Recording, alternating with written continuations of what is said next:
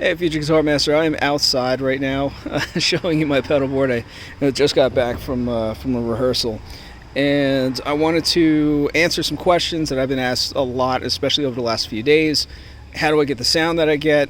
As you can see on this board, I don't have like $600 pedals and stuff like that on it, but I can really dial in some really, really sweet sounds.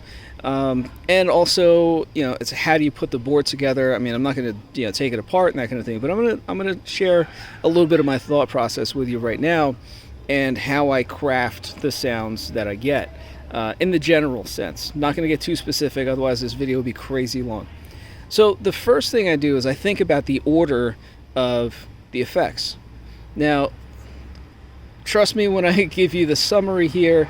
I'm going to create another video down the line, or maybe a series of videos to discuss, why what I'm telling you is, in fact, probably the best way, in my opinion. But I'm not going to really get into too much of that. So let you know that I start off with the tuner, because I don't want any extra effects going into the tuner confusing the sound that the tuner is receiving. I want that to have a super raw sound. Not only that, well, let's say if I need to be muted, like I'm going to be messing with the guitar and I don't want it to make any noise. Well, I tap that button and it mutes everything else that's happening over here, because it cuts the signal off right here. So the guitar is plugged in, but it essentially hits the mute button on the guitar, so nothing else can be affected. And then I can go ahead and tune the guitar without letting the whole world know that I'm tuning the guitar at that moment, or strings or whatever. Okay, so I always start with a tuning pedal.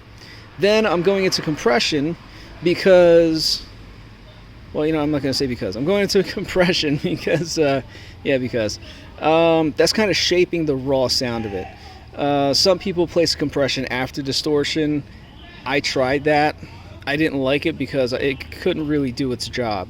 I had to take the raw sound from the guitar and manipulate it that way, and it makes a huge difference.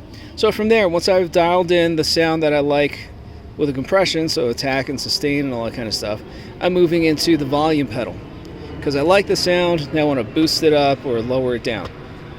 Okay, this is also where I have a wah, and that's the other reason why I put this here, because it is a wah pedal which does essentially EQ and equalization effects. So you want to start off with equalization type effects, just shaping the sound. Next, after the volume pedal, I have this amp simulator. It's essentially a distortion pedal. It's not like really marketed like that, but that's how I use it to get some of my really deep, gritty, hard-hitting distortions. Then I have another distortion here, which is it's a much lighter distortion, something I'll use for like 80s hair metal stuff or classic rock stuff, things like that.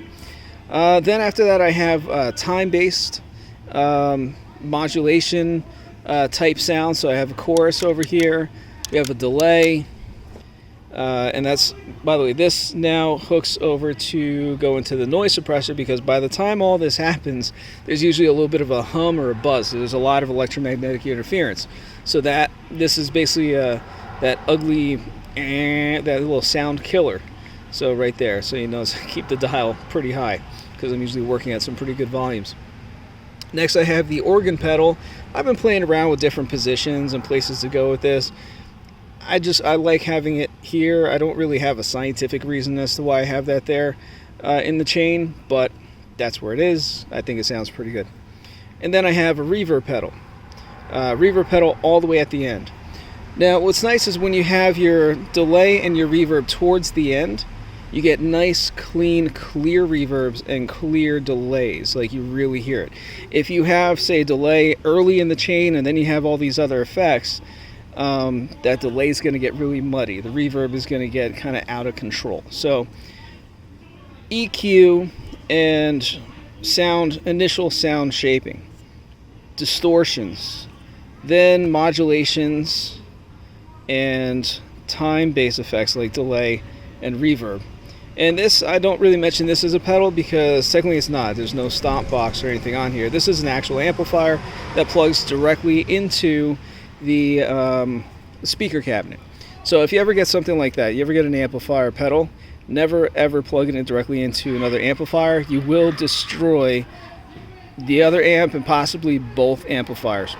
All right, so what do we have? What do we need to set this up? Well, first off, whatever pedals you get, you want to decide how many pedals you have, right?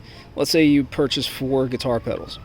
What you do is you have the instrument cable come in here, instrument cable, and you have a patch cable to go between the first 2, another patch cable between the next 2, another patch cable between the next 2, and then an instrument cable out to your amplifier. So instrument cables on the outside ends of your chain, of your signal chain, and then in between a patch cable. So if you have 4 pedals, you need 3 patch cables. If you have 6 pedals, you need 5 patch cables. So that's basically how that works. Hopefully this was a pretty decent explanation, even though we're outside and making some noise. I'm recording this frankly because I'm gonna forget to do it later, so I want to do it right here, right now. If you have any questions or you want to see any detailed videos, more detailed videos on how I use any of these pedals or all of them, let me know, and I'll make sure that that happens for you. All right, have a great time, happy playing, happy practicing, and I'll see you in training.